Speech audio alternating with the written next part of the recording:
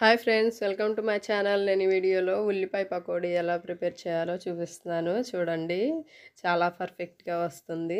మీరు ఈ వీడియోని లైక్ చేయండి, మన ఛానల్ని సబ్స్క్రైబ్ చేయండి.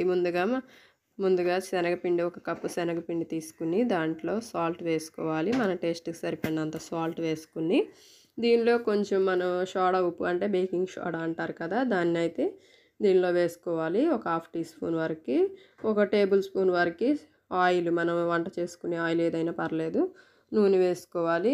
ఇప్పుడు ఒక హాఫ్ టేబుల్ స్పూన్ కారం వేసుకుని ఇదంతా బాగా మిక్స్ చేసుకోవాలన్నమాట, కలుపుకోవాలి. కలుపుకుని కొంచెం కొంచెం నీళ్లు పోసుకుంటూ, ఇది బాగా కలిసిన తర్వాత కొంచెం కొంచెం నీళ్లు పోసుకుంటూ, మనం అట్ల పిండికి లాగా ఇలా వచ్చిన తర్వాత కొంచెం కొంచెం నీళ్లు పోసుకుంటూ మనం ఇలా ప్రిపేర్ చేసుకోవాలి. చూడండి, నేను ఎలా అయితే చేశానో కొంచెం కొంచెం నీళ్లు పోసుకుంటూ బాగా మిక్స్ చేసుకోండి. మిక్సర్ ఉంటే మిక్సర్తో మిక్స్ చేసుకోండి. చూడండి, ఇది ఉల్లిపాయ ముక్కలు అయితే ఇలా కట్ చేసుకోవాలన్నమాట. నేనైతే ఉల్లిపాయ ముక్కల్ని ఇలా కట్ చేశాను. మరీ సన్నవైనా కూడా తొందరగా మాడిపోతాయి. ఈ ఉల్లిపాయ ముక్కల్ని తీసుకుని మనం ప్రిపేర్ చేసుకున్న పిండిలోనికి ఇలా నలుపుతూ వేసుకోవాలన్నమాట.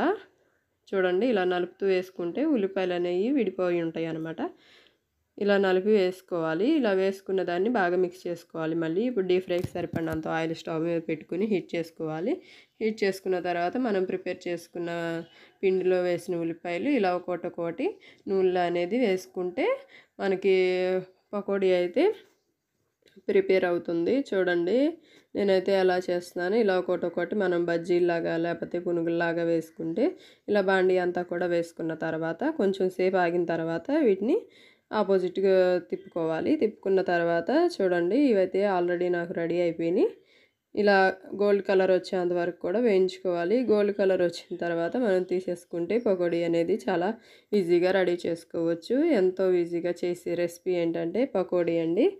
స్నాక్స్ టైంలోకి కానీ లేకపోతే మనకి ఎవరైనా చుట్టాలు వచ్చినప్పుడు కానీ ఇలా త్వరగా అయితే ప్రిపేర్ అయిపోతుంది. చూడండి, నేను ప్రిపేర్ చేసిన పకోడీలు అయితే మీకు నచ్చినట్లయితే లైక్ చేయండి. థ్యాంక్స్.